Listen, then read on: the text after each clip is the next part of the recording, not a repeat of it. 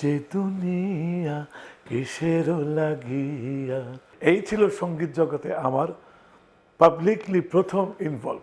এর থেকে আর কি পেতে পারি? প্রথম দিনই সবকিছু। ওর নিঃস্বার্থ সংগঠনের এই কাজটি যদি সে না করতো, আমি জানি না আমার সৃষ্টি কিভাবে হতো আর আজম কিভাবে আসতো।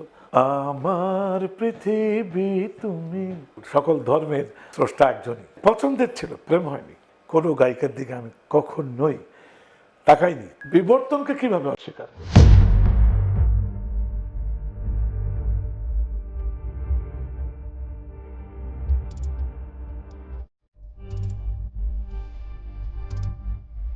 দর্শক, শুরু করছি সিটিজেন জার্নাল 24.com-এর আজকের সেলিব্রিটি আওয়ার। আজ আমাদের অতিথি দেশের নন্দিত সঙ্গীত শিল্পী ফেরদৌস ভাই। কেমন আছেন? খুব ভালো। তোমাকে অনেক অভিনন্দন। আজকে আমাকে এই অনুষ্ঠানে আমন্ত্রণ জানিয়েছ, কিছু কথা বলার সুযোগ করে দিলে। আপনাকে অসংখ্য ধন্যবাদ আমাদের ডাকে সাড়া দিয়েছেন। আজকে তোমার মতন একজন নামকরা, আমি জানি, গীতিকার, কিন্তু তুমি অন্যান্য অনেক ভূমিকায় ভূষিত। আমি খুব খুশি হয়েছি। আমরাও খুবই কৃতজ্ঞ আপনার কাছে। আপনার মতো একজন গুণীজনকে আমরা আমাদের এই স্টুডিওতে আমাদের আয়োজনে পেয়েছি। আমি মনে করি এটা সিটিজেন জার্নালের জন্য অনেক আনন্দের একটা দিন। আমারও। কোথা থেকে আসছেন আপনি? আমি আমার গ্রামের বাড়িতে থাকি, জি শ্রীনগর, জি দক্ষিণ পাকশা গ্রাম। জি ওখানে আমার খুবই ভালো লাগে। 10 বছর থেকে আমি ওখানে আছি জি একদম। আর 5 বছর থেকে আমার কোনো কাজ ছাড়া আমি ঢাকায় যাইও না, থাকিও না। আজকে তোমার আমন্ত্রণ, তা আসতেই হবে। এই যে শহর ছেড়ে বললেন যে 10 বছর থেকে গ্রামের বাড়িতে আপনি থাকছেন বা কোনো কাজ থাকলে তখন হচ্ছে শহরে আসেন, শহরের এই আলো ঝলকানি, শহরের নানা রকম সুবিধা ছেড়ে গ্রামে থাকেন কেন? এটা কিন্তু খুব মজার একটি প্রশ্ন। মানুষের চাহিদা চেঞ্জ হয়, হ্যাঁ এবং এখান থেকে আজকে এই মুহূর্তে আমার প্রথম চাহিদা একাকিত্ব। আচ্ছা আমি আরও কিছু জানতে চাই। এই পৃথিবী ছেড়ে তো চলেই যেতে হবে, কিছু নিয়ে যেতে চাই। বিনোদন মানুষ পায়, আমরা করি, কিন্তু আমরা কিছু জানতে পারি না। এই একাকিত্বটাই জানার সুযোগ করে দেয়। এই একটা। আরেকটা হলো নির্মল বাতাস, নির্মল পানি, নির্মল পরিবেশ, নির্মল সন্ধ্যা, নির্মল চাঁদের একটি প্রভাব। এগুলো আমাকে খুব টেনেছে। মনে রাখবে, তুমি যাকে ডাকবে সে তোমাকেও ডাকবে। সত্যি তাই, একদম। এবং প্রকৃতির ছাড়া তুমি অন্য জগতের আহ্বানও বুঝবে না। না না, একদিন ওই আসমান, এরও কিন্তু একটা ডাক আছে। দেখাচ্ছে। এটা বুঝতে হলে তোমাকে নিরিবিলি একাকিত্ব যেতে হবে। আপনার কথায় আমরা দুনিয়ার প্রকৃতির কিছু কথা শুনতে পারলাম, আসা যাওয়ার কথাও আপনি বলছিলেন। তো এই যে দুনিয়া কিসেরও লাগিয়া, এই দুনিয়া কেন এবং কিসের জন্য বলে মনে হয়? এটাই তো প্রশ্ন, তাই না? এই যে দুনিয়া কিসের লাগিয়া, এত যত্নে গড়াইয়াছেন হায়, এই যে দুনিয়া। প্রশ্ন করাটা কিন্তু সহজ, উত্তর পেতে পেতে তোমার অনেক দিন চলে যাবে। আপনি গ্রামের কথা বলছিলেন, আপনার কিশোর বয়স, আপনি কিশোর বয়সে সম্ভবত কানাডায় ছিলেন। এই এই ওখানকার একটা গল্প আমরা শুনতে চাই। এখানে ঠিক আমাদের মুক্তিযুদ্ধের আগেই এটা চলে যাওয়া হয়। আমার বড় ভাই গিয়েছিলেন, ওনার 67-এ উনি গিয়েছিল। আচ্ছা আমাদের 68-এ বললো তোমরা যে যে মতে আসতে চাও আসো। তখন এত সহজ ছিল, পাসপোর্টটা দিলাম, দেখলো এবং অবলীলায় বললো ঠিক আছে। তখন ছিল পাকিস্তানের পাসপোর্ট, ইস্ট পাকিস্তান থেকে। সেটাও সবুজ পাসপোর্ট ছিল। মনে হলো যেন তুমি এসছো বেড়াতে, তোমার ব্যাপার। গেলাম, বড় ভাই বললো তুই একটা অ্যাপ্লিকেশন কর। মা দেখলাম 2 মাসের মধ্যে ইমিগ্রেশনও চলে আসলো। তারপর আমার এই করতে করতে কিন্তু দেশ স্বাধীন, আর আমার মন টিকছে না, একেবারেই না। সেই আশাটা ছিল পালিয়ে আসা। আচ্ছা আমি কষ্ট করে টাকা জমিয়েছিলাম, তখন ছিল মাত্র $304 রিটার্ন টিকিট। কত সালের কথা এটা ফিরে আসেন? 71। 71-এই ফিরে হ্যাঁ। আসেন। 71-এর কত তারিখে? আমি এসছি এপ্রিল। আচ্ছা। পুরো দস্তুর তখন স্বাধীন দেশ, বঙ্গবন্ধু চলে এসছেন, এরকমই হবে এপ্রিল মেতে আমি আসি। এবং আমি ওখান থেকে যখন বললাম, বলে যাও যাও পরে যাও পরে যাও, আমি আর কথা শুনিনি। গোপনে কিছু তো টাকা থাকলেই জমাতাম, তো টিকিট একাই চলে এসছে। ওখানে গান শুনতাম, এলভিস প্রেসলি, সেই শোটা তখন ছিল, মাইকেল জ্যাকসন তখনও না, এলভিস প্রেসলি, এঙ্গেলবার্ট হাম্পারটিং, টম জোন্স, তাদের গান শুনে শুনে ইন্সপায়ার্ড হতে লাগলাম। আচ্ছা। তখনও বলতাম যে স্বাধীন হলে আমি এই জিনিসটা বাংলাদেশে করব, দেখি পারফরমেন্সটা ওখানে আমার গান ব্রেনে করেন না, ওইভাবে না, চর্চাও করেন না? হ্যাঁ চর্চা করেন বা গান শুনি, ওটাই তো চর্চা, পছন্দ এবং করেন? গান গাই, হ্যাঁ। শুনে শুনে শিখে শিখে গাই। একটা আছে না যে গুরুমুখী বিদ্যা আস্তাদের কাছ থেকে, সেটা আমি করেছি 74 এর পর। কিন্তু এর আগে তো আপনি গায়ক হিসেবে আত্মপ্রকাশ করে ফেলেন। সেটা 72-তে একটু, একটু, সেটাও সেই সেই সেটাও গল্পটা একটু ফিরোজ শুনি। শাহের অবদান। হ্যাঁ, সেটা একটা শুনি। কিভাবে তখন আপনি গায়ক হিসেবে? এখানে আবার আমাকে বললো, আসছো যখন ভর্তি হয়ে যাও, আসা যাওয়া করো, পরীক্ষাটা দিও। তা আমি ইন্টারন্যাশনাল রিলেশনসে ভর্তি হলাম, 3 মাস ছিলাম তখন।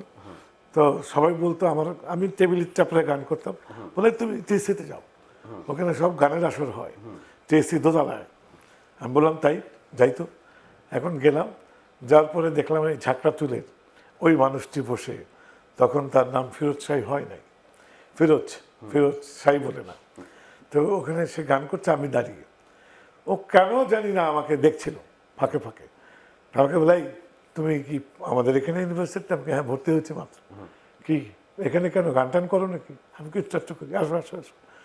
তারপরে ডিরেক্ট বয় তুই এখানে বসে গান কর। দ্রুত আপন করে নিলেন? হ্যাঁ, তখন সে তবলা বাজাত, বেশি না। আমি যখন গান ধরলাম, এই তাকানো শুরু করলো। কোন গানটা ধরলেন? আমি তখন নতুন একটা গান, এই চাঁদ জাগে তারা জাগে, শুনি না। ওটা আমাদেরই লেখা।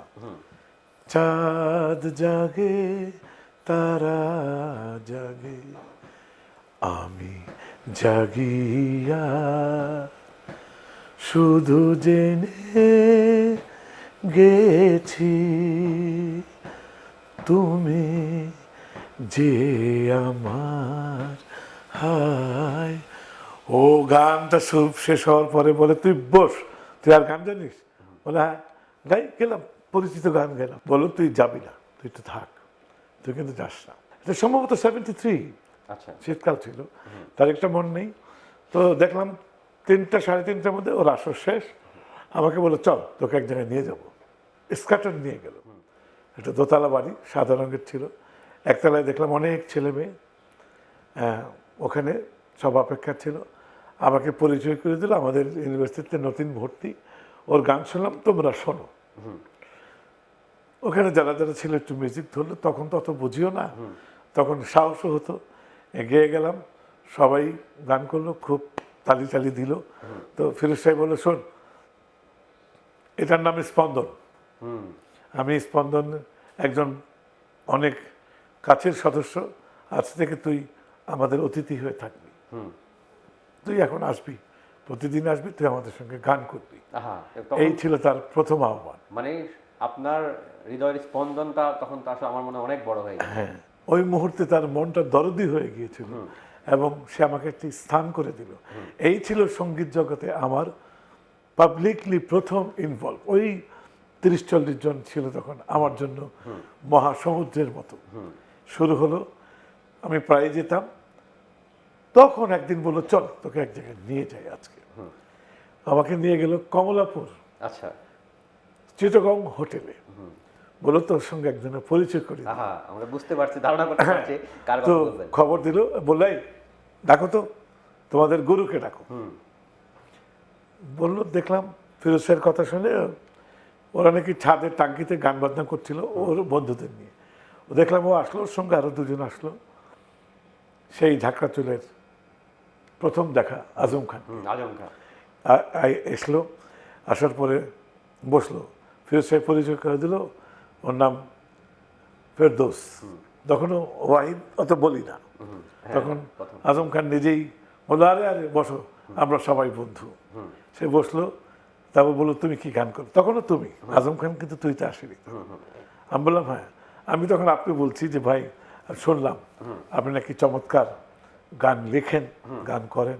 আরে ওরা, এটা ফিরোজ শাহের একটা একটা ভালোবাসা। তারপরে থেকে সে বলল, এই এসব আর ভালো লাগে না, কি আপনি টাপনি বলিস, এই আপনি টাপনি ভাল না, আমি তোকে তুই বলবো, তুইও বলিস। এই ওই দিনই পরিচয়, ওই দিনই বন্ধুত্ব, ওই দিনই আপনি থেকে তুমি তুই তুমি তো একই টেবিলে। আমি ঘন্টা 3 ছিলাম, এর ভিতরে চা সিঙ্গারা খাওয়া হলো। তো ওই টেবিলে কথা হলো 73 সালের 73 এই শেষ দিকেই। তখন বলছিল ফিরোজ সাহেব বললাই, তোরা একটু কাজ কর না, তোরা একটু কিছু কর, একটা টিভিতে অনুষ্ঠান নেই। তখন টিভি ছিল ডিআইটিতে। আজম খান বললো, ওটা কিভাবে? বলে আমি ব্যবস্থা করি, তোরা করবি। তো বললো ঠিক আছে, রিহার্সেলের ব্যবস্থা কর। তো দুজন দুটা করে গান, আমি এই যে দুনিয়া আর দুনিয়াটা কত যে মজার। আজম গাইলো হে আল্লাহ এবং এত সুন্দর দুনিয়া, এই দুটা গান আমরা প্র্যাকটিস করলাম প্রায় 10-12 দিন। তারপরে জিআইটিতে গেলাম, দুজনে দুটো করে গান করলাম। এই গানটি গাওয়ার পরে পরের শুক্রবার রোববার তখন বিনোদনের একটা ছোট্ট পাতা থাকতো। তো ওই আজাদ একটা পত্রিকা বার হতো তখন, দৈনিক আজাদ। তো ওখানে দেখলাম আমার ছবি, টিভি থেকে নেওয়া, লেখলো কোট প্যান্ট পরা মৌলবী গান গাচ্ছে, এই যে দুনিয়া কিশোরে লাগে। এটা ছিল প্রথম ক্যাপশন। যাই হোক, আমাদের যাত্রা শুরু। এর থেকে তো দিগন্তের একেবারে মূল যাত্রাটা শুরু হলো। এখান থেকে আমরা কিছুদিন রিহার্সেল দিলাম। রিহার্সেল দেওয়ার পরে ওই গানটা হলো। এরপরে আমাকে ফিরোজ শাহ বাংলাদেশে যদি আজকের আধুনিক আমাদের গান, পপ গান, এই যে সূচনা, যদি সাংগঠনিকভাবে কারো নাম আনতে হয়, আমি দৃঢ়তার সঙ্গে একেবারে চ্যালেঞ্জ ছুড়ে বলতে পারি, সেটি একমাত্র ফিরোজ শাহ।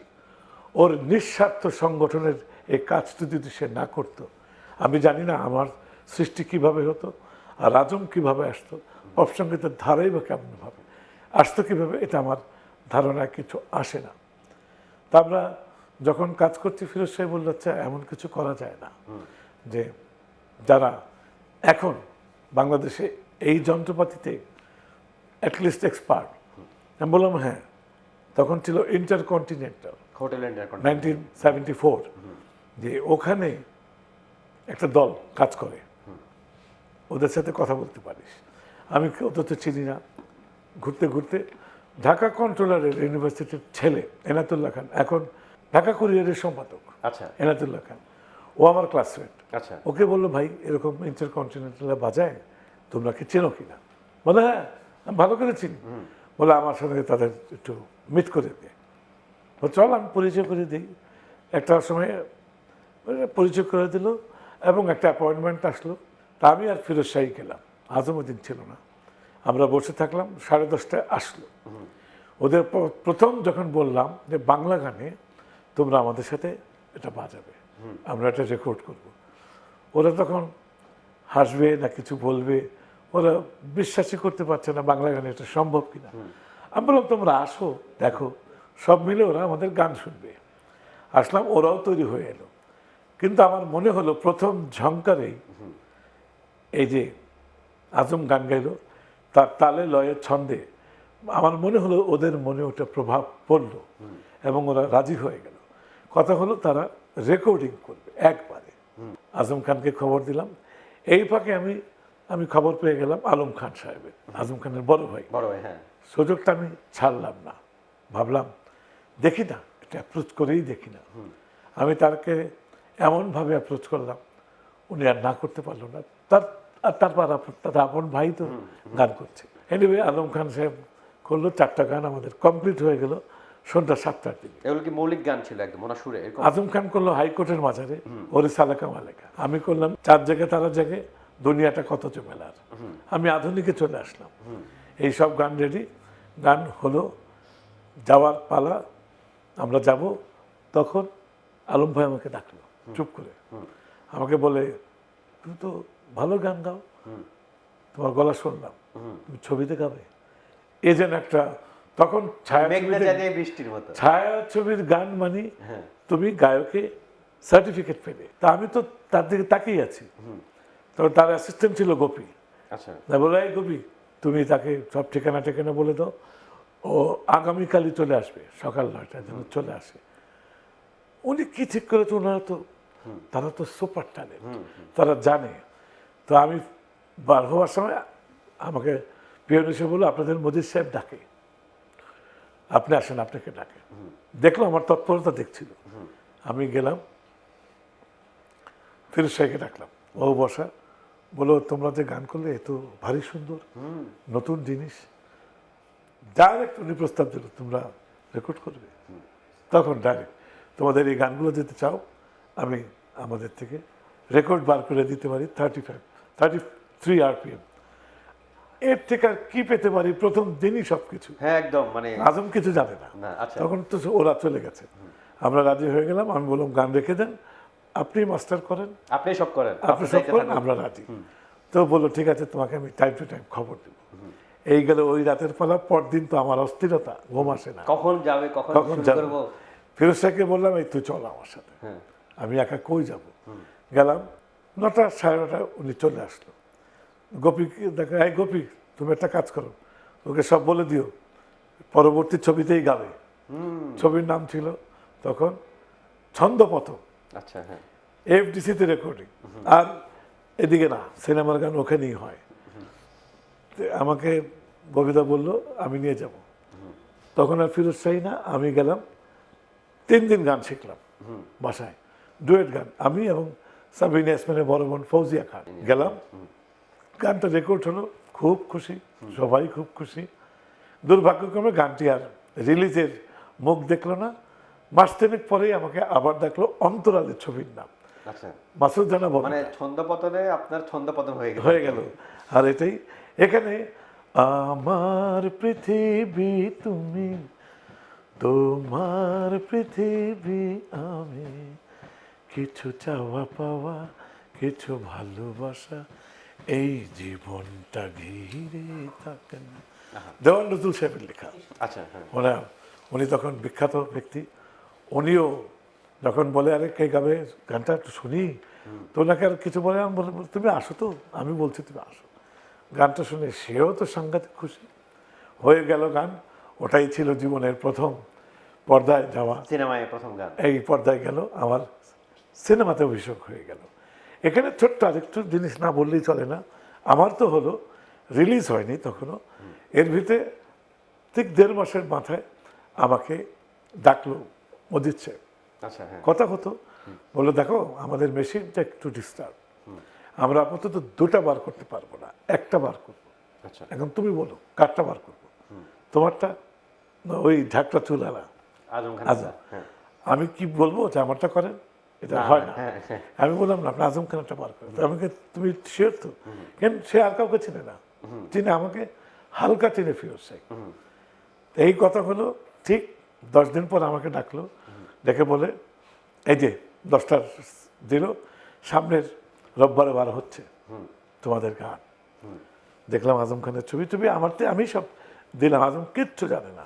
এটা তো বিশাল স্যাক্রিফাইস, এবং আপনি তখন সত্যিকারের শিল্পীর পরিচয় দিয়েছেন। নর্মালি তো মানুষ নিজেরটা আগে বুঝে নেয়, নিজের একটা স্বপ্ন, নিজের একটা চেষ্টা, নিজের একটা নাম হবে, নিজের একটা অবস্থা। এই কথাটা ফিরোজ সাহেব আমাকে বললো, আমাকে বলেছিল যখন খবরটা দিলাম, আমি বললাম, তুই এত বড় একটা তোরটা sacrifice। করলি না তুই। তারপর সে আমাকে জোরে ধরছিল, আমার এটা স্পষ্ট মনে আছে। আজম খান বললো আল্লাহ তোর ভালো করুক, এটা আমার ফিরোজ সাহেব। ফিরোজ সাহেব, আমার মনে আছে।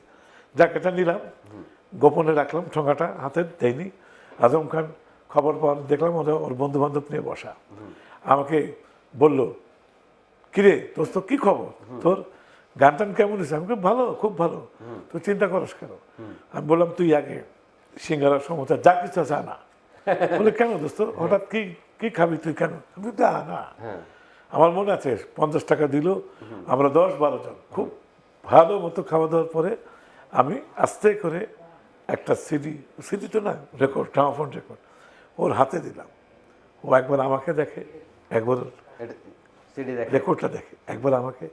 শুধু আমার ধারণা, আমার মন বলে ওর চোখ থেকে অস্ত্র ঝরাটা বাকি ছিল। ও আমাকে কৃতজ্ঞতা জানাবে না, ও খুশি হবে, ওর বন্ধুরা সবাই তাকিয়ে আছে। আজম খানকে দিলাম, ও শুধু শুধু চেয়ে থাকলো, আর তার নীরবে সে উপভোগ করতে লাগলো জীবনের প্রতিষ্ঠিত হওয়ার দোয়ারের দিকে সে আগাচ্ছে। আগানো। হ্যাঁ, এর পরপরই যেদিন এটা রিলিজ হলো সেই দিন সে যে কেন এলো না রিলিজ হয়েছিল সাবিনা ইয়াসমিনের, ওটাও দুটো গান আচ্ছা, আমাদের কেন এলো না? হ্যাঁ, কিছু ভালো লাগে না। এই দুটো ছিল তখন টপ সেলিং। ওই রেকর্ডটা দুইটা রেকর্ডই 10,000 কপি, মানে এরপরে আর কোনো সেল রেকর্ড নাই তখনকার সময়। হ্যাঁ। তখনকার সময়। এই হলো বাংলার আকাশে বাতাসে নতুন ছন্দ প্রবেশ করলো, নতুন কথা প্রবেশ করলো। আজম খান রাতারাতি হয়ে নতুন গেল শিল্পী প্রতিষ্ঠা পেল। বাংলার পপ সঙ্গীতের সম্রাট। এই আজম খানের এটাও আমরাও খুব আনন্দিত। আমারটাও রিলিজ হলো 2 মাস পরে। সেটা কি আমারটা চলে গেল, দেখলাম ফ্যামিলি ওয়াইজ আচ্ছা, মেয়েদের কাছে বেশি এটার গ্রহণযোগ্যতা গানটা? হয়ে গেল। 4 জায়গায় তারা Right, জায়গায় right. দুনিয়াটা কত জমে। এই গানগুলো দিয়েই আমাদের নতুন একটি জীবন শুরু হলো। এই গানগুলোর মাধ্যমে আপনাদের জীবন যেমন শুরু হলো, তেমনি আমি মনে করি বাংলা সঙ্গীতের একটা যাত্রা শুরু হলো, বাংলাদেশের সুরের জগতে আরেকটি ধারার সৃষ্টি হলো। সেই ধারাকে কেউ কেউ বলল অপসংস্কৃতি, তখনকার বিদ্বানেরা একেবারেই সাপোর্ট করলো না। কেউ কেউ কিন্তু চুপ করে এগিয়ে যাচ্ছে এবং আমাদের ধারাটির যুব সমাজ একেবারে লুফে নিল এবং একদম। হ্যাঁ, একেবারে। আপনাদের সেই ধারা এখনো কিন্তু অব্যাহত আছে এবং খুব জোরালোভাবে অব্যাহত আছে। এবং আমি কিন্তু আজও চিৎকার করে বলতে চাই, সব কিছুর কৃতিত্ব ফিরোজ শাহী, মরহুম ফিরোজ শাহী। মরহুম ফিরোজ শাহী। যদি কেউ অস্বীকার করে, এটা হবে সঙ্গীতের সাথে, এই ধারার সাথে চরম বেইমানি। ফিরোজ শাহীর কথা বলছিলেন, আজম খানের কথা বলছিলেন, তারা দুজনই প্রয়াত। অন্যদিকে আপনারা একসাথে গান করতেন, আপনাদের আর গান বন্ধু যেটাকে বলে, আরো দুজনের কথা যদি বলি, ফিলিম মোহাম্মদ ফকির আলমগীর, তাদের এই অনুপস্থিতি আপনাকে কতটা কষ্ট দেয়, কতটা অনেক পীড়া দেয়? অনেক, সবার কথাই খুব মনে পড়ে। আজম খান, তার সাথে আমার সিঙ্গাপুর যাওয়ার আগে 7 দিন আগে আমার সাথে কথা হয়, এরপর আমিও চলে যাই। তো আমাকে খালি বললো, দেখ তোরে তো আমি চিনি, তুই খুব অভিমান করিস কথায় কথায়, শোন অভিমান করে গান বন্ধ করিস না, গানের মাঠ কিন্তু ফাঁকা, তুই অভিমান করে দূরে থাকিস না, তুই কিন্তু গান গেয়ে যাবি। এটা ছিল তার সাথে আমার শেষ কথা, এটাই। এবং এরপরে তো যেটা হলো যে ক্রমান্বয়ে ওরও গান হচ্ছে, আমাদেরও হচ্ছে, এর মধ্যে সে একটা ব্যান্ড করে ফেললো উচ্চারণ। এই উচ্চারণ নিয়ে আমি একটা কথা খুব জোর দিয়ে বলতে চাই, এই উচ্চারণ নামটা যিনি দিল তার কথা কেউ আনে না। সে কিন্তু ওই আজকের ঢাকা কুরিয়ারের যে সম্পাদক এনায়েতুল্লাহ খান, এটা ওর দেওয়া নাম। ওকে আমি বললাম, একটা নাম দে, আজম খানের ব্যান্ড করবে, একটা নাম দে। ও 7 দিন টাইম দিল, ও বললো উচ্চারণ। কিন্তু যখন ওরা, যাই হোক, আজম খানের ফলোয়ার হোক যাই হোক, যখন দাবি করে এটা, এই নামটা কিন্তু এনায়েতুল্লাহ খানের দেওয়া। সত্যটা আসলে সবারই জানা দরকার। সত্যটা কখনো আড়াল করতে নেই। এর ভিতরে আরেকটা মজার ঘটনা ঘটলো, দেখলাম ফিরোজ শাহী এত কিছু করলো, আমি একদিন ওকে যেয়ে বললো, দেখ আমি তোকে ঋণ শোধ করতে চাই, আজকে তুই আমাদের উঠিয়ে দিলি, তোর ঋণ আমি শোধ করতে চাই। ঋণ আর কি শোধ করবি, দোয়া করিস। আমি কই না, আমি জানি তুই ভালো গান গাস, তোর সমস্ত কিছু আমি একা বহন করবো, তুই 2টা গান কর। আচ্ছা। এবং আমার তো তখন কানেকশন খুব ভালো ঢাকা রেকর্ড করবো, তুই 2টা গান কর, আমি তোর গান বাজারে আনবো। বলে কি পাগলামি করিস তুই, এটা কি হয়? আমি তবলা বাজাই, আমি তোদের উৎসাহ দিব, আমি সবাইকে টানবো, তুই আমার গান কি করবি? আমি তুই কথা বলবি না, তুই আমাকে তোর ঋণ শোধ করতে দিবি, তুই আমাকে আমার আজকের এটার জন্য খোদাকে তার কাছে মাগফিরাত চাইতে দিবি? আর কথা বলে না। সব ঠিক করলাম, গানও আমি ঠিক করে দিলাম, তুই করবি সাদের লাউ আর মন তুই দেখলি না চিনলি না, এই গানটা তো তুই করবি। কয়ে কি করবো, পারবো তো? আমি তুই চুপ থাক। সমস্ত অ্যারেঞ্জমেন্ট করলাম, 2টো গান হলো। পরদিনই আমি মাস্টার কপি নিলাম, তখন এটা করলাম ইপসা রেকর্ডিং কোম্পানি, ইপসা, হ্যাঁ, বিখ্যাত জিঙ্গা গোষ্ঠীর তখন। তা আমি নিয়ে সোজা গেলাম। মজিদ ভাই কিন্তু আমাকে আর কোনো প্রশ্ন করেনি, কার কি না, বলো তুমি আনছো, ঠিক আছে দিয়ে যাও। এত দ্রুত 15 দিনের মধ্যে তার সিডি রেডি, এই গ্রামোফোন রেডি, চলে আসলো। সৃষ্টি হয়ে গেল আরেকটি তারকার, তার নাম সেদিন থেকে হয়ে গেল ফিরোজ শাহী। এই ফিরোজ শাহী, আমি যে তার জন্য সবই আল্লাহর ইচ্ছা, আমি উসিলা করতে পেরেছি, এটা আমি আজও ধন্য। আপনাদের গল্প শুনছিলাম, মুগ্ধ হয়ে শুনছিলাম। গানের তো আপনার দীর্ঘ যাত্রা, 5 দশকের বেশি সময় থেকে আপনি গান করছেন। এই গান নিয়ে আপনার কোনো অতৃপ্তি আছে কিনা? আমাকে যদি প্রশ্ন করা হয়, আমি খুব অল্প সংখ্যক গান করেছি, 40-45টা ছবিতে। আর আমার গানের সংখ্যা খুব কম, কত আর হবে, 300-350, এর বেশি না। কিন্তু অনেক গান আমি ভুলেও গেছি, মাঝে মাঝে যখন ইউটিউবের অ্যাপেল বক্সে পাই তখন একটু অবাক লাগে। কিন্তু আমার সবচেয়ে ভাগ্য যেটা, ছায়াছবিতে আলম ভাই তো আমার মহাগুরু, উনি আমাকে যা গাইয়েছেন সব হিট। সত্য সাহা যা গাইয়েছেন হিট। আমার যদি আমি সেগুলো বলি, লাকিয়া খান যা গাইয়েছেন হিট। লাকিয়া খানের আগে যদি জানিতাম, একটা সুন্দর কাহিনী দিয়ে, মামুনিয়া, সব আগুন যায়নি ভালো, পাপি আমি তা তো জানি, এই আসলো এই যে দুনিয়ার আরেক বিশাল সুন্দর কাহিনী। এবং এরপরে আমার আসলো ছায়াছবিতে লাভিন সিমলা, ওগো তুমি যে আমার, সোনরের ছোট্ট খোকা। তারপরে এই এক মুঠো ভাত, এই যে দুনিয়া কিশোরে লাগিয়ে, মানুষ মনে করতে থাকলো ওই যুগের ইয়াং ছেলের এটা আমার যেন গান। গান তো আমার না, গান তো আব্দুল আলিম সাহেবের। ওনার গান আমি আব্দুল আলিম সাহেবকে একদম গুরু মানি, তার পাশে বসে আমি ঘন্টার পর ঘন্টা গান শুনেছি। এই যে দুনিয়া কতবার গিয়েছে তার কোনো ঠিক নাই।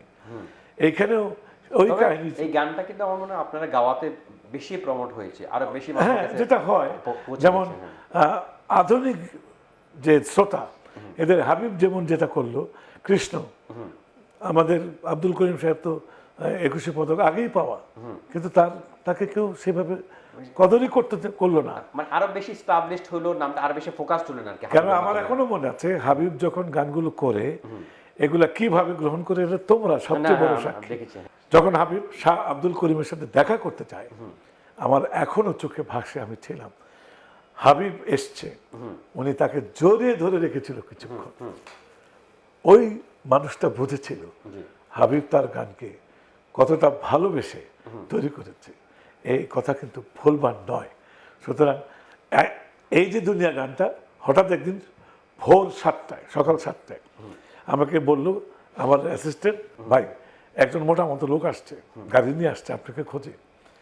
আমি তো হন্তদন্ত হয়ে কোনো রকম গাড়ি নিয়ে একটা প্যান্টটা পরে বাইরে গেলাম, আর দেখি আমার সামনে ইবনে মিজান দাঁড়ানো, মনে আসছে, বলে কই চলো চলো।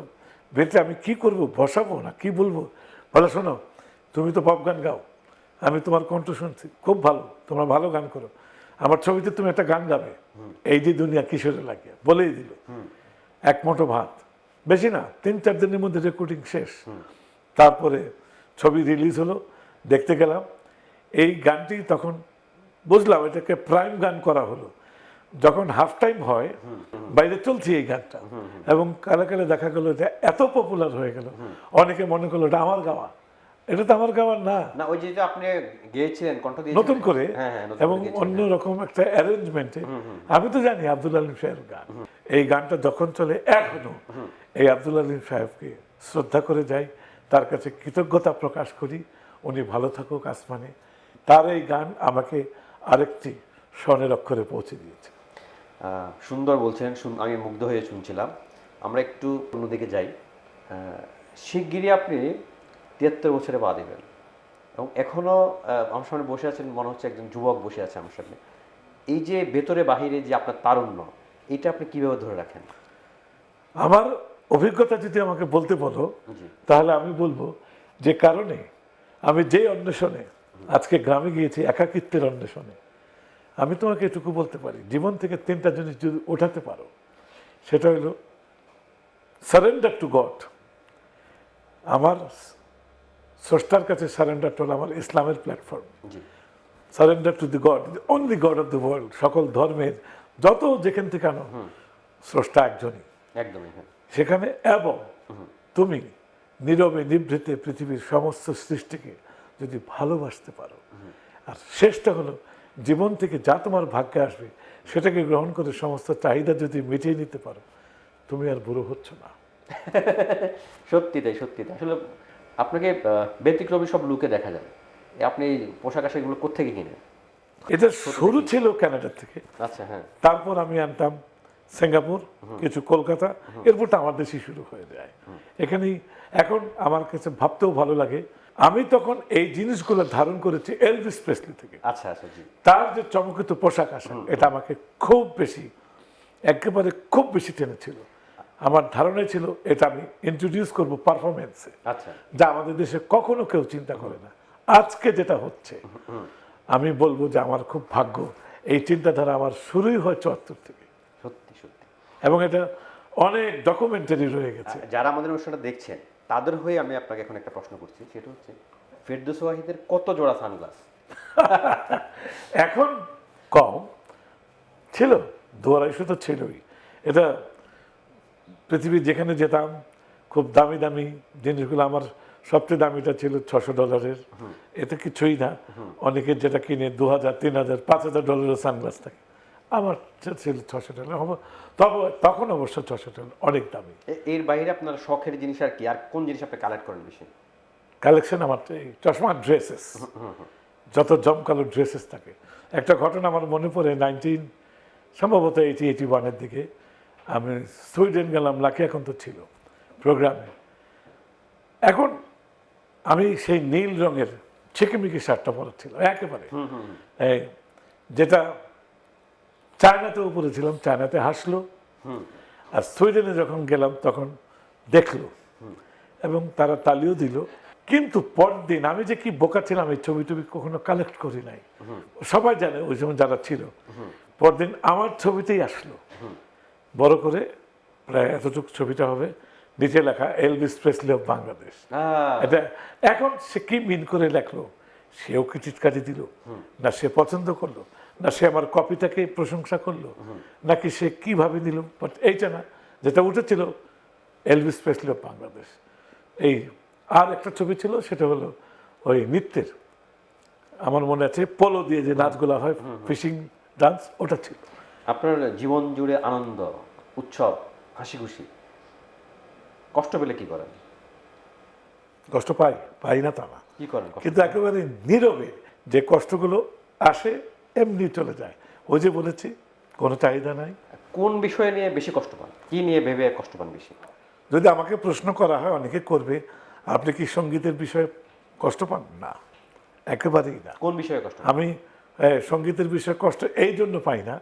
আজকে তুমি এই রবিউল ইসলাম জীবনকে যখন বললাম আমাকে একটা গান দিতে হবে, জি, তুমি কিন্তু স্বতঃস্ফূর্তভাবে আমাকে গানটা করে দিয়েছো। সেটা কি ভালোবাসা না? মানুষের যে ভালোবাসা এখনো যেটা পাই, জি, আমি বেঁচে আছি আমি জানি, শ্রদ্ধা ভালোবাসা যেটা পাই, এটার কোনো তুলনাই হয় না। আর যদি আমার ভক্তদের ৩ জন ভক্ত আমার মনে গেঁথে রয়েছে, তাদের কথা বলি, আমার এদিকে কোনো কমপ্লেন নাই। কিন্তু কমপ্লেনটা হয় কখন, যখন খোটা দিয়ে, সেটা মাধ্যমটা কিন্তু খালি সংবাদ মাধ্যম নয়, সংবাদ মাধ্যম কোনোদিন খোটা দেয় না। না না, তারা কোনো নিউজ দেয় অথবা দেয় না, তো তারা তিরস্কার করে না। তিরস্কারটা করে কিন্তু নিজেদেরই, আমাদেরই সতীর্থরা, আমাদেরই সহকর্মীরা। এটা আমি খুব কষ্ট পাই। আচ্ছা, যখন শুনি, আরে ও কি গান হলো, খালি না না, চিৎকার করে লাফালাফি করে। শেষ কবে কান্না করেছেন এবং কেন কান্না করেছেন? কান্না আমার ওইভাবে কোনোদিন ওইভাবে হয় না। তবে আমার মনে পড়ে যে আমি যখন প্রথম ওমরা যাই, কাবাঘরের দিকে চেয়ে এবং মদিনা শরীফের দিকে চেয়ে আমার চোখ ছলছল করেছিল। আগে যদি জানতেন তবে কোন কাজটি ভুলেও করতেন না? খুব বেশি প্রেমে টেমে পড়তাম না, অবুঝ প্রেম অনেক হয়েছে, যার কোনো উত্তর আমার কাছে আজকে নেই। তবে হ্যাঁ, আমি এমন কোনো আচরণ করিনি যে আমাকে চোখে আঙ্গুল দিয়ে বলতে পারবে যে আপনি অথবা তুমি আমাকে ঠকিয়েছ, এটা আমার দ্বারা হয়। কিন্তু অবুঝের মতো প্রেমে পড়েছি। কত প্রেমে পড়েছেন? আপনাকে তো সবাই প্রেমিক পুরুষ বলে। 10-15টা হবে না? 10-15টা হবে প্রেমে। কোনো গায়িকার প্রেমে পড়েছেন? পছন্দের ছিল, প্রেম হয়নি। কে ছিল সে? আমার ভালো লাগতো সুচরিতাকে। আমার কিন্তু একটা নীতি আছে, গ্রাম কিন্তু আমার ঘর, আমি কোনোদিন কোনো নারীর দিকে ফিরেও তাকাইনি। এটা কিন্তু আমার কিছু নীতি আমার জীবনে চলে। আমার ঘর আমার সঙ্গীত, কোনো গায়িকার দিকে আমি কখনোই তাকাইনি। তবে যদি তুমি আমাকে বলো কারো আমার প্রতি ভালো লাগা ছিল কিনা, ছিল। কে সে? পিলু মমতাজ। আচ্ছা, খুব সৎ এবং একটি সত্যিকারের ভালো লাগা ছিল। কেমন সে আমাকে প্রেফার করতো, যখন কোনো ভালো অনুষ্ঠান হতো সে আমাকে আমার নাম দিত, আমি তাকে বলতাম, আমাকে ফোন করে বলতো তো চল, তুই সম্পর্ক আমার সাথে। তো তুই সম্পর্ক আর যাই হোক, প্রেমময় সম্পর্কটা তুই না। কোনো নায়িকার প্রতি কি ভালো লাগা ছিল? ভালো লাগা ছিল, বুঝলেন, সেটা হলো তখনকার দিনে সুচরিতা, তখন তার বিয়ে শাদী হয়নি, আমার স্পষ্ট মনে আছে। সে আমার গান পছন্দ করত, যখন প্রশংসা করতো ভালো লাগতো। ইচ্ছা থাকার পরও কোন কাজটি এখনো করতে পারেননি? আপনার খুব ইচ্ছা করার, কিন্তু করতে পারেননি এখনো? এখন মাত্র দোয়ারে মানব সেবার খুব ইচ্ছা জাগতো, জি। কিছুটা পারিনি। নিজের হইচই জীবন, এলোমেলো জীবন পারিনি, এখন গোছানো জীবনে চলে এসেছি, এখন সুযোগও আসছে। কিন্তু আপনি নিজেও জীবনে অনেককে এগিয়ে দিয়েছেন। আমি যদি বলি বিশেষ করে বাংলা সঙ্গীতের অন্যতম দুই নাম ন্যান্সি এবং আরফিন রুমি, এই দুজনকে আপনি প্রথম দেখেছিলেন, দেখে আপনি এই দুজনকে হাবিব ওয়াহিদের সাথে পরিচয় করিয়ে দিয়েছিলেন, এবং পরবর্তীতে তারা যে সঙ্গীত শিল্পী হিসেবে আত্মপ্রকাশ এবং প্রতিষ্ঠিত হওয়া, সেটা হাবিব ওয়াহিদের থেকে শুরু। এবং আপনি কিভাবে ওদের প্রথম আবিষ্কার করেছেন, কোথায় সবচেয়ে দেখেছিলেন তাদের? বড় জিনিসটা হলো দুজনের প্রচন্ড আগ্রহ ছিল। এই ন্যান্সি ওর মাকে নিয়ে আসতো এবং আরিফিন রুমি নিয়ে আসতো, কিন্তু একটা নাম কিন্তু তুমি মিস করে গেছি। হয়তো মিস করে গেছে, এটা কিন্তু অবাক হয়ে যাবে যে তার সঙ্গে আমার কাছে ছিল সে 5 বছর। কে সে? আজকের খালিদ হাসান মিলু, এই ছেলেটা আমার কাছে 5 বছর ছিল। কখন, এটা কত সালে দেখে? এটা 78 থেকে 83। একটু এই প্রেক্ষাপটটা একটু বলেন না। প্রেক্ষাপটটা আমাকে এটা নিয়ে আসলো জানে আলম, এ চলে গেছে। এই জানে আলম কিন্তু আমার কাছে 3টা ছেলেকে নিয়ে আসছে। আচ্ছা। আজাদ মিন্টু, হ্যাঁ, এখন আজাদ সঙ্গীত মিন্টু, হ্যাঁ, পরিচালক, হ্যাঁ, শুনতে ও জানি না কতটুকু ওর মনে আছে, এই জানে আলম নিয়ে এসেছিল তাকে। আচ্ছা, হ্যাঁ।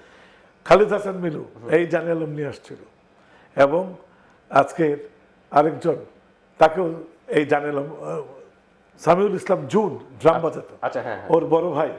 এই audio recording studio, audio art, এটাও তো এই ওর জানে আলমের মাধ্যমে পরিচয়। এরা প্রত্যেকেই স্ব জায়গায় মহিমাতে ছিল, ট্যালেন্টেড ছিল, পরিশ্রমী ছিল। মিলু যখন আমার সঙ্গে অনুষ্ঠানে যেত, সবাই বলতো, আরে গুরুর চাইতে সাগরিতি তো ভালো গান গায়, আমি তো জানিও ভালো গায়, এবং আমি চাইতাম উঠে আসুক, ও যদি বেঁচে থাকতো। ওর ধারে কাছে ফেরা অনেকেরই মুশকিল ছিল। একদম আমি তখনই বলতে পারি, তুমি তো সেকেন্ড সৈয়দ আব্দুল হাদী, এবং একটা দিন আসবে তুমি সবাইকে ছাড়িয়ে যাবে। এবং অত্যন্ত মেধাবী একটা। এবং ইন্টারেস্টিং পার্ট হলো যে খালেদ হাসান মিলুর সাথে আপনার সাথে ছিল, বা আপনার সান্নিধ্য পেয়েছে, একটা কানেকশন ছিল। একই জিনিস কিন্তু খালেদ হাসান মিলুর ছেলের ক্ষেত্রে ঘটেছে, বিশেষ করে আমরা যদি প্রতীক এবং প্রীতম। প্রতীক কিন্তু একদম হাবিবের কথা সব সময়। হ্যাঁ, এবং আমি দেখেছি যে হাবিব ভাই প্রীতমকে গান করে দেওয়া, বা হচ্ছে সাউন্ড, বিভিন্ন বিষয়ে জ্ঞান, ওদের রিদম সেকশনটা বলা। এবং হচ্ছে আর 10 বছর আগে প্রায় আমি একটা ইন্টারভিউ করছি, সেখানে হাবিব ওয়াহিদ বলেছিল যে বাংলাদেশে যদি কেউ ইন্টারন্যাশনালি কোনো পুরস্কার পায় বা এরকম গ্র্যামি পায়, সেটা কে হতে পারে? উনি বলেছিল প্রীতম। এই লেভেলে ওর যে আবিষ্কার বা ওকে নতুনভাবে গ্রো আপ করার ক্ষেত্রে কিন্তু হাবিবের একটা ভূমিকা, এবং প্রীতমকে আমি দেখি বিভিন্ন ইন্টারভিউতে বলে। প্রীতমের যে জিনিসটা আমার ভালো লাগে, ওর ট্যালেন্ট তার এক জিনিস, জি, সেটা স্বীকৃতি জনগণ দিয়ে দিচ্ছে, ও নিচ্ছে, কিন্তু ওর যে স্বীকারোক্তি, that is the biggest part. Pritam কিন্তু এদিক দিয়ে খুব ভালো একটা ছেলে। আচ্ছা, ওই ন্যান্সি আর আরফিন রুমির কথা বলছিলেন। হ্যাঁ, ন্যান্সি আরিফিন রুমি, এরাও দুটা দারুণ ট্যালেন্ট।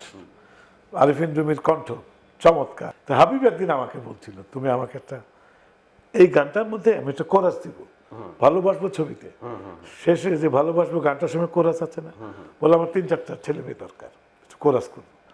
তো হাবিব তখনই কি করতো, কোরাসটা কোরাসের মধ্যে গাওয়াতো না, ইন্ডিভিজুয়াল রেকর্ডিং করতো প্রত্যেকে, করে পরে সে মিক্স করতো। তো ন্যান্সি ছিল প্রথম।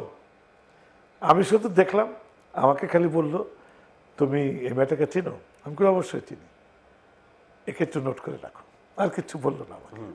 তো গানটা ওটা হলো ঠিক একইভাবে আরিফিন রুমি, আমার ওই যে সাইদ সিদ্দিকি, ওর বাসায় একটা প্রোগ্রাম হচ্ছে, ঘরোয়া প্রোগ্রাম, বলে একটা শিল্পী আনতে হবে তোকে। আমি বললাম, একটা নতুন শিল্পী নিয়ে আসি, দেখ কেমন লাগে। ওইখানে এসে সে গান করলো, ওইখানে হাবিব শুনলো প্রথম আরিফিন রুমিকে, আমার বোনরাও শুনলো, বোনের জামাইরা সবাই, চমৎকার। এই হাবিব বললো ওই ছেলেটাকেও নিয়ে আসে। এই দুজনের যাত্রা। ন্যান্সিকে ডাকলো প্রথম জিঙ্গেলে, ফ্রেশের জিঙ্গেল ছিল সম্ভবত, ফ্রেশ এক জিঙ্গেলই তো একদম একেবারে চলে আসলো। তারপর তো হাওয়ায় হাওয়ায় কত গান, এবং হাবিবের কথা বলছিলেন, হাবিবের কোন গানটি আপনার সবচেয়ে প্রিয়? আমার এখনো যেটা ভালো লাগে, আমার খুবই ভালো, সব গানই, দিন গেল তো কথাই নাই, কিন্তু আবার যখন সে সিলেটে একটা প্রোগ্রামে গেলাম, আসছি ব্রাহ্মণবাড়িয়া ক্রস করব, বলে আমি একটা ছবিতে গান গেয়েছি নতুন, তুমি শোনো, একটা সিটিতে। কত সালে এটা? কত 2005-এ, আচ্ছা হ্যাঁ, 5-এর শেষ দিকে সম্ভবত। তো আমাকে বললো গানটা শোনো, 2-3 বার ও বাজলো, শুনি, আমি কিছু বলি না। ওরা দেখলাম গাড়িতে 5 জনই ঘুমে গেল। এই গানটা আমি ঢাকা, ব্রাহ্মণবাড়িতে ঢাকা আসা পর্যন্ত 62 বার শুনি। ওরে আল্লাহ। হ্যাঁ, আমার মন বলছে এমন কি গান আমাকে এত টানলো কেন, 62 বার আমি কেন শুনবো, জোর করে দেন না, সব তো ঘুমে, আমাকে তো জোর করে শোনাচ্ছে না, আমি বারবার দিচ্ছি। আমি শুধু খেয়াল করছি সুরের যে নতুনত্ব, একটা নতুন কট, নতুন ঢং, নতুন গায়কী, সব কিছু মিলে আমার মনে হলো বাহ, এটা সুন্দর। সেটা কি হৃদয়ের কথা সিনেমার? হ্যাঁ, হৃদয়ের কথা, হ্যাঁ, হৃদয়ের কথা ছিল। ভালোবাসবে বাসবে গানটি। হ্যাঁ, হ্যাঁ, এটা অলিক, অলিকের গান। হ্যাঁ। তো সেই গান তো হলো সম্ভবত 2011-এর বেস্ট সং ছিল, 2011 আরো কয়েক বছর বেস্ট গান ছিল। হ্যাঁ, হাবিবের গুণ, কোন গুণটা আপনার ভালো লাগে? হাবিবের গুণ হলো ও যতটুকু কাজ করে, দুটো জিনিস একটা মিলিয়ে একটা গুণ। ও কখনো, যেমন তোমার কথা বলে যে ওনার গান ভালো লাগে, তার ভিতরে কোনো অশ্লীলতা নাই, কথার কোনো রকম কোনো কালো শব্দ নাই। এটা আমি ওকে দেখলাম, ও পারফেক্ট না হওয়া পর্যন্ত পরিশ্রম করতেই থাকে।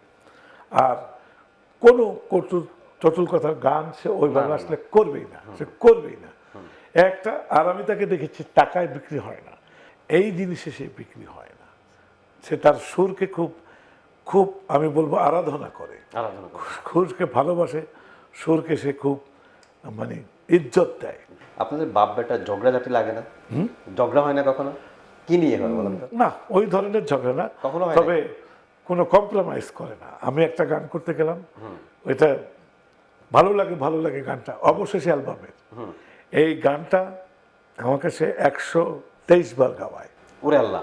তোমার হয় না, তোমার হয় না, তোমার হয় না, 3 দিনে 123 বার। তারপরে সে ওকে করে। এবং আরেকবার সেটা জিঙ্গেলে ডাক দিল আমাকে, এটা আমি আর ন্যান্সি। এই গানটা যখন প্রথম গাইতে গেলাম, আমাকে বলে থামাই দিয়ে বলে, তোমার কি হয়েছে আজকে? আমি বলি, কেন? তোমার কণ্ঠে কোনো প্রেম নাই, কিচ্ছু নাই, তুমি কিভাবে প্রেম দিবা গানটাতে? যাও, তুমি 1 সপ্তাহ পরে আসো। তো তুই কি কম বেজ্জতি না? বলে, তুমি 1 সপ্তাহ পরে আসো। আমাকে বলে, তুমি কিছু পাচ্ছ? বললাম, তোমার গান পাচ্ছি, সব আছে, প্রেম নাই, আমার তো প্রেম দরকার। আমি বললাম ঠিক আছে, 1 সপ্তাহ পরে আসো। গেলাম, গানটা রেকর্ড করলো, এই রিভলভিং চেয়ারটা এমনি ঘুরিয়ে বলে, আজকে এত প্রেম করতে আসলো, কি ঘটনা? এই জিনিসগুলো থেকে বুঝি যে তার কম্প্রোমাইজ করা। একদম। সঙ্গীতের বর্তমান অবস্থা কেমন বলে মনে করেন? ভালো, সঙ্গীত তার বিবর্তনে যাচ্ছে। তুমি সঙ্গীতকে নিয়ে যদি তুমি বলো বর্তমান অবস্থা কেমন ছিল, একদিন কিন্তু আজকের অবস্থানটা ছিল না, আজ থেকে 50 বছর আগে। তখন আমরা তখনকার মতো সমালোচনা করতাম, কিন্তু কথা হয় কি, সময় এমন একটা জিনিস যেটা তোমার চাহিদাকে পাল্টাবেই, তুমি কিছু করতে পারবে না। বিকজ আশেপাশে তুমি দেখছো সব যে জিনিস, কম্পিউটারের আগমন, সেলফোনের আগমন, তোমার 35 থেকে চলে আসলো মেমোরি কার্ডে, তো সঙ্গীত তো তাই বিবর্তন তো হবেই। এখনকার সঙ্গীত কিন্তু যেটা আছে, আগে যে জিনিসটা হতো, আগে যেমন একটা সৃষ্টি তারা নিজেরা শুনতো, করতো, অ্যাকোস্টিকটা বেশি ছিল, যে জন্য ওটাতে মাথা ঘামাতে হতো। একটা গান তৈরি করতে তাদের অনেক সময় দিত, অনেক তিতিক্ষা অপেক্ষা করতে হতো, গানটাও প্রাণবন্ত হতো। এখন তো সব ধরো, এখন এআই যুগ চলে আসছে, আরো পরিবর্তন হবে। এই প্রযুক্তিকে আপনি কিভাবে দেখেন? ইট ইজ ওকে, এটা তোমার সময়ের ব্যবধান, কিচ্ছু করার নাই। তুমি যতই চিৎকার করো, যতই বলো, দিন আসছে এই ডমিনেট করবে এআই। কিন্তু এআই এর কারণে যারা প্রফেশনাল যারা গান করছেন, হ্যাঁ, গান নিয়ে কিছু যারা তো হবেই। স্বপ্ন দেখছেন, তারা তুমি একটু বিবর্তনকে কিভাবে অস্বীকার করবে? একসময় কি তারা সঙ্গীত শিল্পীরা কি 10-12 ঘন্টা করে নাই প্র্যাকটিস? এখন করে? তা বলে কি তারা পপুলার হয় না? হয়। কেন হয়? বিকজ মানুষের টেস্ট চেঞ্জ হয়ে গেছে। সো বলে লাভ নাই। এবার একটু ভিন্ন প্রসঙ্গে আসি, আপনি কি রাজনীতি সচেতন? অবশ্যই, আমি কেন, আমি 100%।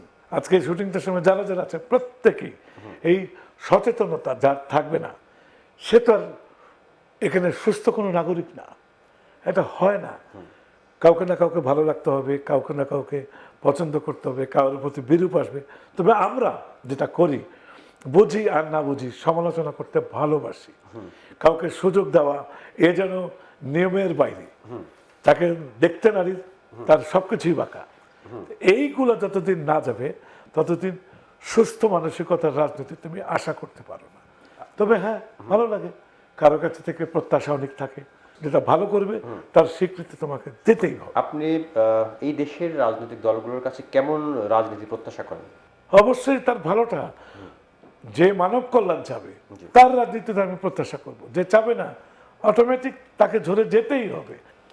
This is the truth. আপনি কেমন বাংলাদেশ প্রত্যাশা করেন? বাংলাদেশ মানে কি? বাংলাদেশের সুখ শান্তি, বাংলাদেশের জনগণের প্রত্যাশা, জনগণের নিরাপত্তা, জনগণের ভালো লাগা, যে করবে তাকে স্যালুট। সমাজের কোন অসঙ্গতিগুলো আপনাকে খুব বেশি তাড়িত করে? সমাজের, আমাদের সমাজে বিশেষ করে প্রচুর অসঙ্গতি। আমি যদি বলি যে এর থেকে আমি ইচ্ছে করি দূরে থাকার মতো শক্তি স্রষ্টার কাছে চাই, আমি পাই। এই অসঙ্গতি দূর করার দায়িত্ব আমার না, এটা রাজনীতিবিদদের।